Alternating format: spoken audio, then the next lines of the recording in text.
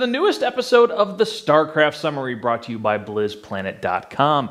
I know we took a week off. I know you're so excited to have this show back in your life. I am too, don't worry. So, of course, we're going to start off. Well, first off, I'm the bearded gamer, Chris Arnone. Don't want to forget that part, right? And how about the questions from 2 weeks ago? Okay, we had a double one for you. So first off, we were wondering, what are your thoughts on bettering the community in esports? And do you think the opinions that we gave, particularly interviewing Wick about transgender and gender issues in the industry, do you think they were warranted? Do you think we were totally off base? Do you think this is a problem that needs to be addressed and needs to be fixed? Here were your best answers.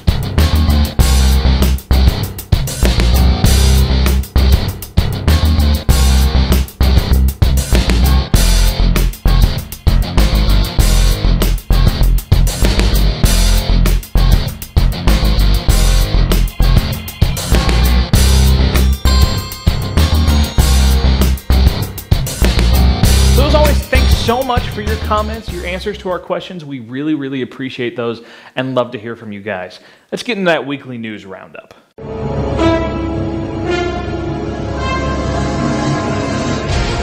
want a piece of me, boy? So first up, big news, the Heart of the Swarm beta is finally here, okay? We've been talking about this for so long, waiting for this to actually happen.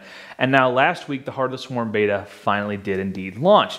And some people at BlizzPlanet, particularly Medieval Dragon and Eldorian, did get beta key invites, and they've been in it. Medieval Dragon has posted some screenshots as well as a short review up on BlizzPlanet.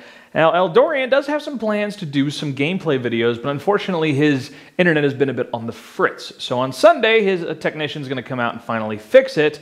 And at that point, yes, he will finally get to get online, play the game, and get you guys some awesome gameplay videos of that Heart of the Swarm beta. Now, currently, the beta is just one-on-one multiplayer. Now, you can play against an AI, but only very easy mode is available. So obviously, they're trying to push people toward one-on-one actual multiplayer. Blizzard actually said they're really wanting people to play the multiplayer and give them lots of feedback, good or bad. You know, they want to hear all of that. So let's talk esports, huh? European WCS finals are coming up this weekend, all right? It's going to be at DreamHack. There are 32 players competing, and the top 6 who have not received invitations already, so you know those would be like the players who already won their country's finals, are going to receive invitations to the WCS Global Finals in China. Now, some top players are going to be at this event. For instance, we've got Mana, Grubby, White Raw, Thorzane, Johnny Rico, and Stefano. Now, this is going to start on September 15th and wrap up on the 16th, so be sure to check that one out. Some other big news in the esports world. So Stefano's contract with Millennium ended on September 1, and he stated he was leaving the team. Now, there was a lot of speculation going around. People weren't sure where he was going to land, but a lot of that speculation was also leaning a little heavily toward Evil Geniuses. He'd been spending a lot of time at their team house. Well, he finally announced he is indeed joining Team Evil Geniuses. There's a pretty funny video you can watch online with the whole announcement. In particular, it's actually talking about this old joke about the Evil Geniuses curse. So once you join Evil Geniuses, you become irrelevant, right?